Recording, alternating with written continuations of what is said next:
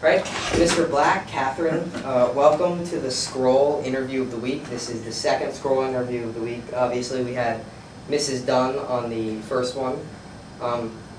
Let's start off right away. How do you feel to be being interviewed by the Scroll? Well, I'm terrified. Okay. Pretty terrifying. Okay. I'm an intimidating presence, is that it? I never thought that. What about you, Catherine? I don't know, pretty nervous, I guess. Now, a lot, this is a very unique, I guess, father-daughter relationship that I think a lot of people admire in the school. And It's news to me. And I think I wanted to ask you about, first question I've wanted to know a long time is, you published a Merle the Pearl article in the Scroll 2 years ago. Yeah. That is now widely recognized as one of the best Scroll articles ever published. How did your dad react when he saw it?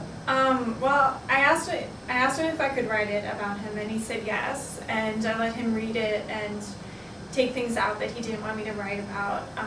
Hey, you should see what was taken out. Yeah, so I got his blessing for it, and I think he was okay with it. I don't think he was thrilled, but he gave it his blessing. Can you say on screen one of the things that was taken out? Will he let you or no? I don't recall. I don't remember.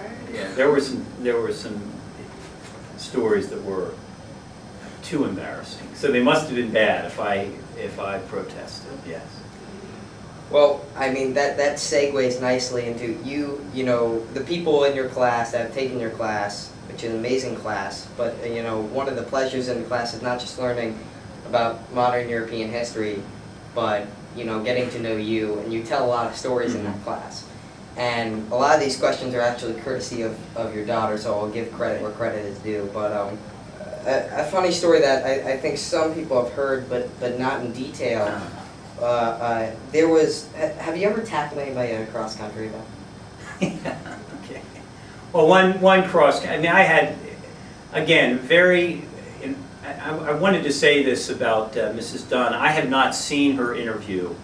She's the queen of wit, and so no one can compete with Mrs. Dunn. She's hysterically funny. My humor, I think, comes out of kind of earnestness, but also an awareness that we're often in odd and peculiar situations. And so in cross country, I had any number of interesting experiences, and I don't know whether, one that comes to mind, you might be referring to it. I was running a race, and I was neck and neck with another runner from another team, and we were running along the edge of a quarry. And this competitor just pushed me off the edge, and I fell down into a quarry, down into water. I got up, scrambled to the top of the hill, and I'm a very competitive person, and very passionate. So I ran after this kid as fast as I could, and when he was still maybe 10 feet ahead of me, I jumped, and he didn't know I was coming, and I landed on his back, and he carried me piggyback for about 2 or 3 steps. I was choking him around the neck. We fell, and I then got up and kicked the heck out of him, and then continued to run, and I won the race, and I'm very proud of that moment. No, wait, you won the race. Was that considered? I mean, did anybody? No, that was illegal. Was that like it was not. It was only seen by the runner, the other fellow, and myself. Yeah, and he wasn't gonna say anything because he pushed you, right? No.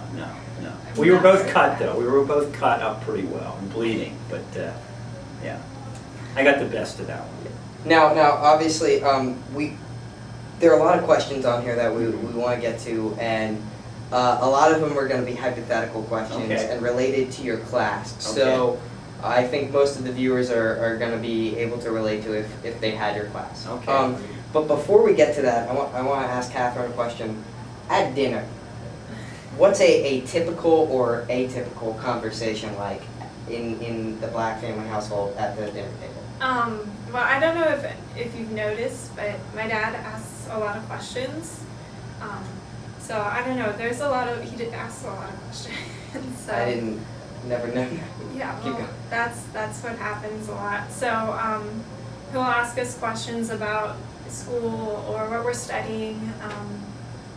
try to answer them. And I think I've exhausted my questions maybe a year or two ago. So at this point, I mean, I've exhausted my daughter's patience It's a lot in of respect to questions. answering them. So as a matter of fact, our dinners are relatively quiet, surprisingly. Not by my choice, but in deference to my daughter. She's heard enough of me. We've talked a lot about the Portman campaign and about politics, and you know, she often comes home and says that you have said something about the Middle East or something, and she wants to get my read on it. Oh, that's so not good. you come into our conversations, as a matter of fact.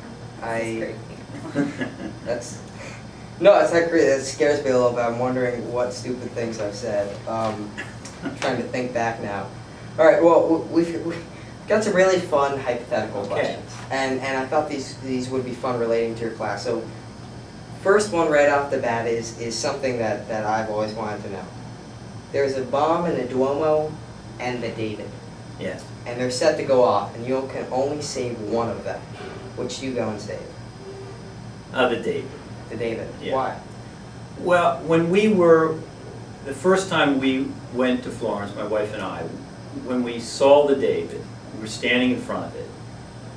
I looked at the David, and then I looked at my wife, and tears were running down my wife's face. And then I thought, you know, she was looking at me and then looking at David, and tears are running down her face. And I thought, my God, what she's saying is, look at my husband and then look at the David. And so out of respect to my wife, and what a hunk the David is, I would save the David over the Duomo. I would give up my life. And as a matter of fact, that's not a hypothetical. That's for real. I would forfeit my life to save the David from an act of terrorism. I would. That's you really love the David. Yeah. All right, now the next question. You know, some of these questions actually came from Corbin Pomerantz. Oh, okay. So Great. I don't know if you remember having him in class.